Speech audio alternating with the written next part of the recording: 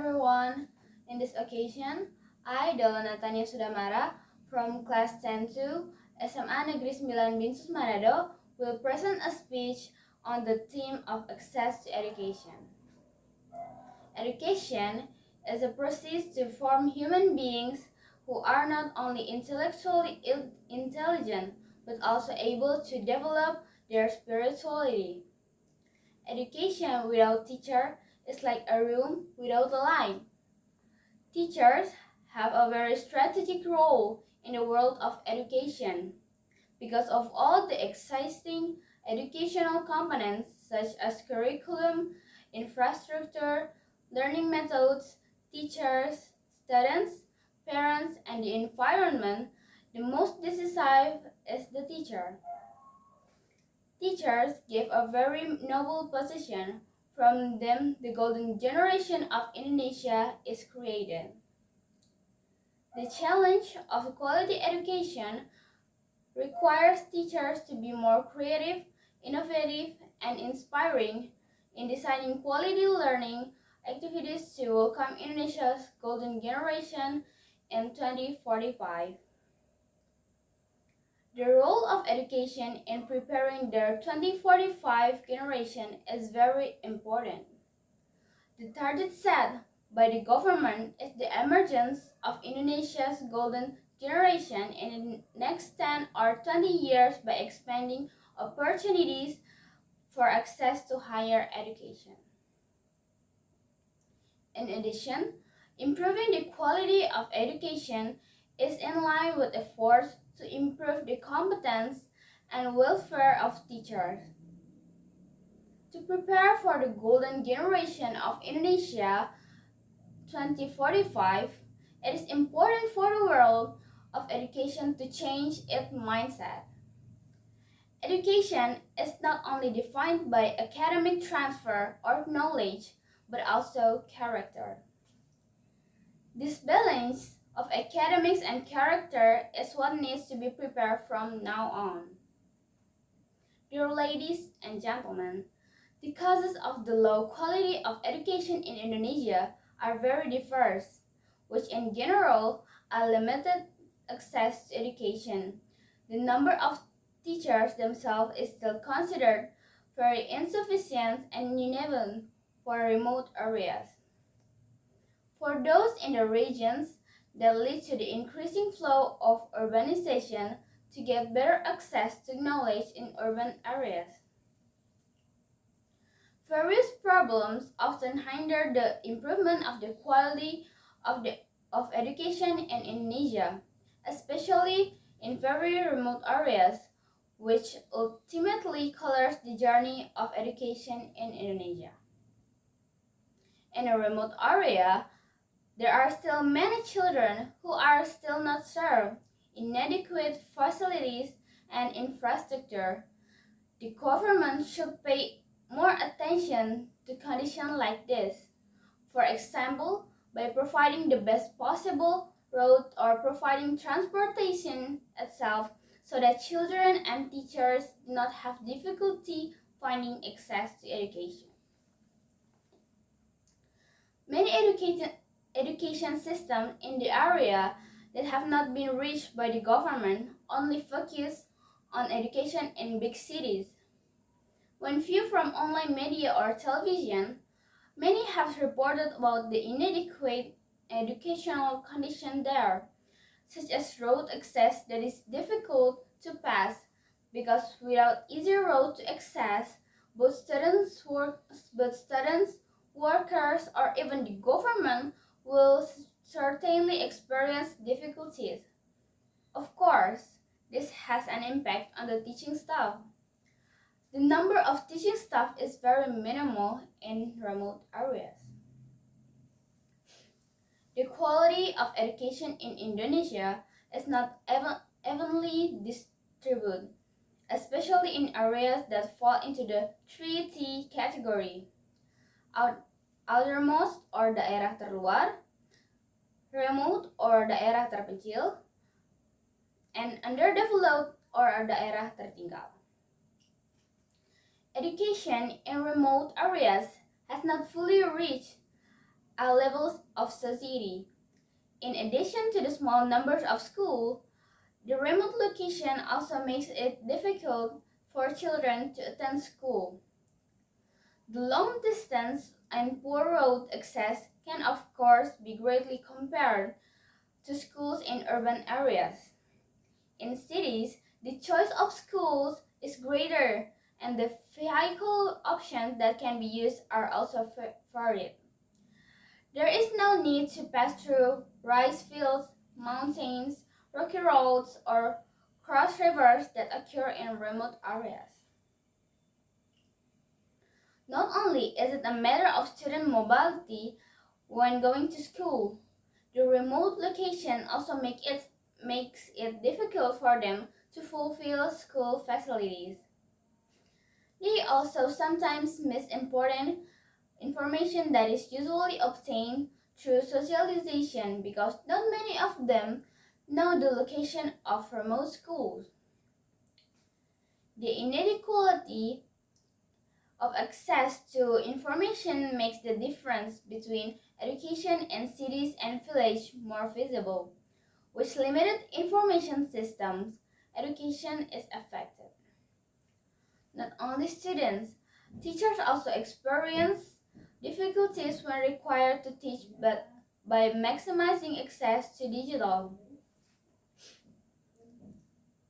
Ladies and gentlemen, the area of Indonesia where the quality of education is lacking is Eastern Indonesia. Because there not only the facilities and infrastructure are also lacking, so they still need a lot of help from the government. The condition of the Eastern education is very concerning.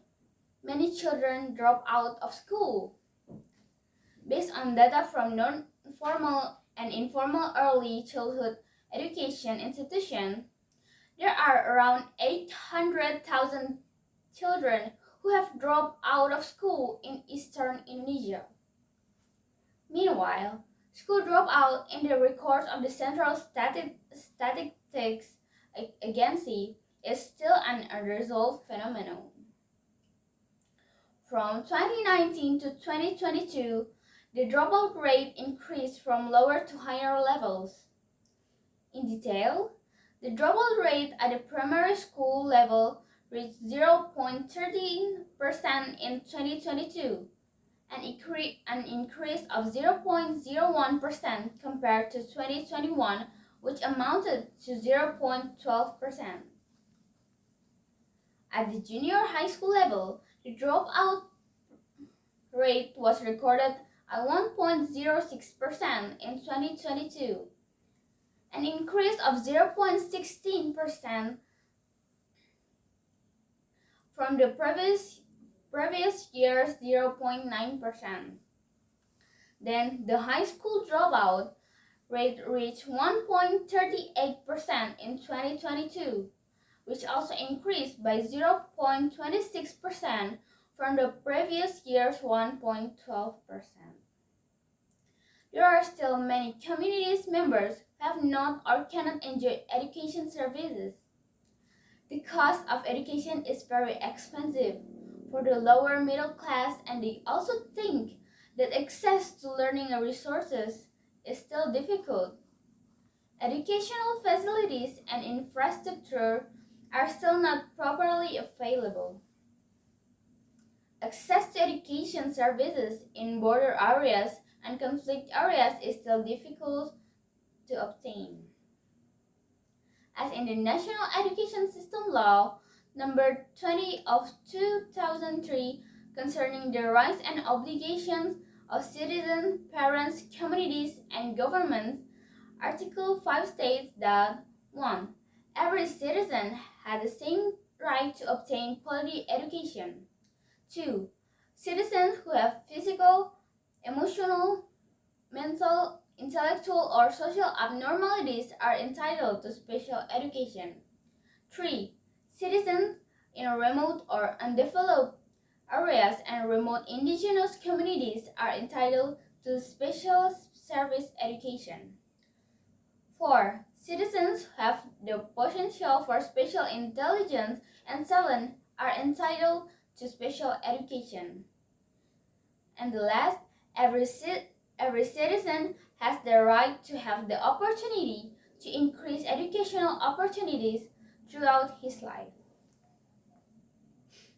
Ladies and gentlemen, access to education is defined as the level of convenience that can be provided to people in order to have the opportunity to receive an education program.